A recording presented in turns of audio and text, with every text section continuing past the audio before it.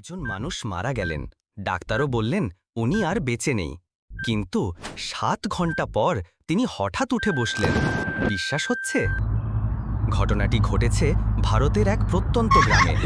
৭২ বছরের বুদ্ধু মণ্ডল হঠাৎই মাটিতে লুটিয়ে পড়লেন। ডাক্তার পরীক্ষা করে বললেন উনি আর নেই, তার শরীরে আর প্রাণ নেই। মরদেহ ঘরে রাখা হলো।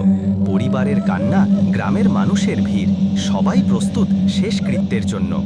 কিন্তু ঠিক 7 ঘন্টা পর সবাই চমকে উঠল। মরদেহের চোখ খুলে গেল। বুদ্ধু মণ্ডল উঠে বসে বললেন, আমি নরক দেখতে গিয়েছিলাম, আমাকে ফেরত পাঠানো হয়েছে। পুরো গ্রাম স্তব্ধ। এটা কি অলৌকিক ঘটনা, নাকি চিকিৎসার এক রহস্যময় দিক? আপনার মতামত কি কমেন্টে বলুন, আর লাইক দিয়ে উৎসাহিত করুন সোর্স নলেজকে। কিন্তু সাবস্ক্রাইব করতে ভুলা যাবে না বন্ধু।